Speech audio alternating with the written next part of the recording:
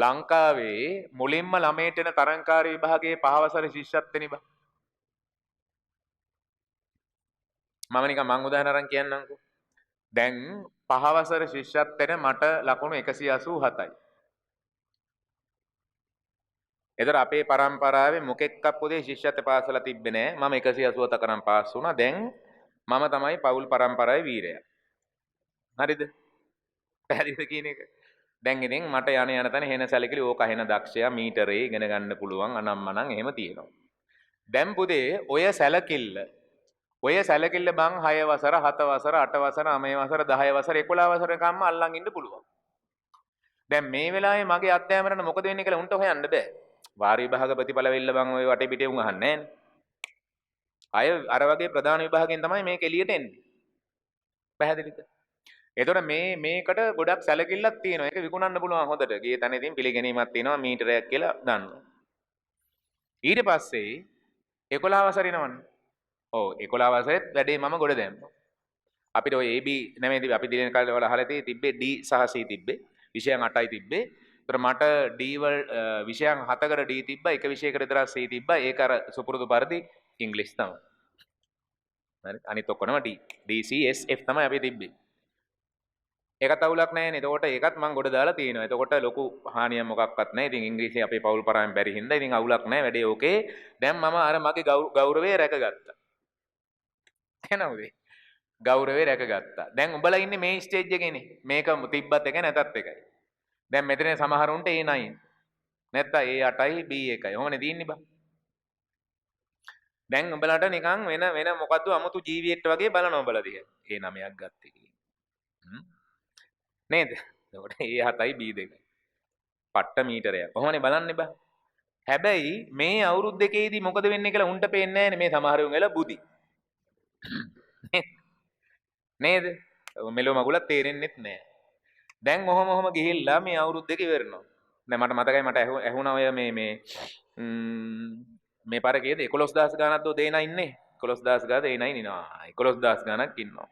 හැබැයි බං ඕකෙන් මැස් වර්ක් කරන උන්ට ඒ කීයක් තියෙන්නේ? දැන් යකෝ A9 මේ 11000 ගානක් ඉන්නවා ඕලෙව. ඒකෙන් හෙන පොඩ්ඩනේ බං. ඒකෙනොත් ඔය A9 වගේ ළඟ තියෙන උන්නේ බං ගොඩක් දුරට එන්නේ මැස් කරන්න, බයෝ කරන්න, හොඳ මේ උන් ටික නෙන්නේ. නේද? ඇවිල්ලා බං උඹ හිතපන්කෝ. ඇවිල්ලා උන්ගෙන් 130ක්. ඒ කියන්නේ 3න් එකක්. අනිවාර්ය F එකක් ගන්න. ඒක තමයි ඒක සනාතන සත්‍ය. අනිත් අයට තමයි A අකුරක් හරි B හරි C හරි S හරි තියෙන්නේ. ඒතර අතිශය ඒතර ඒ ලියන ගානෙන් බුදේ 100ට සාමාන්‍යයෙන් අපි ගත්තොත් 100ට 4ක් වගේ තමයි බං A අකුරු වෙන්නේ. ඒ කියන්නේ ඒ අයගෙන් 25න් එහෙකට විතර ඒකක් එනවා. ඔහොමනේ යන්නේ. හරි අහගන්න වැඩේ. මං කියන්න ගියේ දැන් මේ ප්‍රතිඵලයේ අවුරුදු 6ක් විතර වික්ක හැකි. හැබැයි උඹලා ඊළඟ දැන් මේ යන්නේ දැන් ජූනි නේ. එතකොට 27 28 අගෝස්තු වල විභාග ලියන්න ඕනේ. නේද? 20යි 28 අගෝස්තු වල විභාග ලියන්න ඕනේ. A level ලියන්න ඕනේ. ඒ කියන්නේ අගෝස්තු ලියුවා කියන්නේ මොකද? සාමාන්‍යයෙන් හරියට අගෝස්තු තිබ්බොත් ෂුවර් එකටම දෙසැම්බරෙදි රිසර්ච් එනවා. දැන් මේ කවද්ද? ජූනි නේද? 20යි 26 ජූනි. උඹට ඔය රිසල්ට් එක විකුණන්න පුළුවන් අවුරුදු 2යි මාස කිහිපයක්. එතකම් පිටේ උන් දන්නේ උඹේ මට්ටම මොකද්ද කියලා. උඹට සලකන්නේ මෙන්න මේක දිහා බලලා තමයි ඒක උගේ තමයි උගේ ඔළුවේ වැඩ කරන්නේ. දෙසැම්බර් බම් ප්‍රතිඵල එනවා. හිතපන් ඔබ ජාතික වීරයෙක් බවට පත් වෙනවා කියලා. දැන් මොකද වෙන්නේ? අර හදාගත්ත ගෞරවයේද අරකද මේකද නිකන් බල්ලට වැටෙනව නේද බං? බල්ලට වැටෙනවා. ඊට පස්සේ උඹට වෙන අපි හිතපන් ගෙදරට කවුරු හරි එනවා නම් උඹ ඇඳ යට. එක්ක උඹ ඌ යනකම්ම টয়ලට් එක. මොක ලෙඩක් නැහැ නිකන් ඉන්නවා. අරු යනකම් ඉන්නවා. ඌ බැරි වෙලා රෑ නැවතුණොත්. හැබැයි ඒක තමයි දැන් ඔය රිසල්ට් එක හොඳයි. හැබැයි මම කිව්වේ ඕකේ වැලියු එක තියෙන්නේ බං අවුරුදු 2යි. හැබැයි උඹලා මේකෙදි ඒකයි මම දැන් සමහරලාට මම දන්නවා මම උදාහරණ කියන්නම්. මට මතක ළමයෙක් ඉන්නවා 2014 සීවලියකේ දහම් සචින්ත කියලා එයාට ඕන් ඔය මම කියපු ඒ තුනයි තිබ්බේ. අනිත් ඒවාට BC තිබ්බේ. එතකොට එයා පුතේ ඉස්කෝලේවත් එහෙම ගෙදරවත් පවුල් පරම්පරාවවත් ඒක මීටරයක් කියලා උට එහෙම ගෞරවයක් මොකක්වත් නැහැ. සාමාන්‍ය එකෙක්. විදියට තමයි සැලකෙන්නේ. එතකොට ඒ සාමාන්‍ය විදිහට අවුරුදු දෙකක් මෙතන හිටියා. ලොකු උව ඉස්කෝලේවත් ඌ නිකන් මීටරයක් කියලා එහෙම පිළිගන්නේ නැහැ. සාමාන්‍ය එකෙක් නේ. හැබැයි පුතේ මට අද වගේ මතකයි මට මතකයි මේ ඒක ඒ කියන්නේ ඔය ඒ කාලේ මේ රත්තරපුරේ සර් කෙනෙක් පන්තියක් දාලා ගිහිල්ලා ඒ පන්තියට උගන්වන්න ගිහිල්ලා තමයි මම එයා එතන සෙට් වෙන්නේ. ඒතර ඒ ළමයාත් ওই පන්තියේ හිටියා. ඒ සර් මොකක් හරි යට අසනීපයක් කළා ඔය පස්සේ යට කරන්න බෑ කියලා පන්තියේ මග නැවැත්තුවා මාස දෙක තුනක් කරලා. ඒතර ඒ ළමයි අනාථ වුණා. ඊට පස්සේ මම තමයි ගිහලා පන්තිය බාරගෙන කළේ. එතකොට ওই ළමයායි පන්තියේ හිටියා. මට මේ මතක ඒකයි මගේ පළවෙනිම රත්තරපුරේ කර පන්තිය එතකොට. ඒ කියන්නේ ඒ අතෙන්ද ගිහිල්ලා. එතන මම රිවිෂන් පන්තියම කර හිටියේ. ඒක මට මතකයි හැමදාම දැන් පන්ති ඉවරලා මේක ඇවිල්ලා මොකක් හරි ප්‍රශ්න 3-4ක් අරගෙන තමයි මූ වෙන්නේ.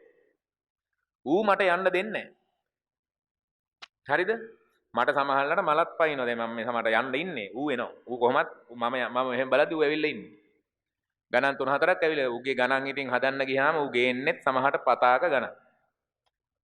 හරිද? ඒතකොට ඌත් එක්ක සාකච්ඡා කරලා ඒ ගණන් ටික දැන් හදන්න ඕනේ. ඊට පස්සේ ඌ සැටිස් වුණාම තමයි යන්නේ. හැබැයි ඒ කියන්නේ ඌ ගෙදරින් හදන්න ඌට බැරි නම් ඌ ඒක කොහොම හරි බේර ගන්නවා. ඊළඟ සතියකට වඩා ඌ ඒ ගැටලුව තියාගන්න කැමති නැහැ ඌගේ හිතේ. ඌ ඒක බේරනවා.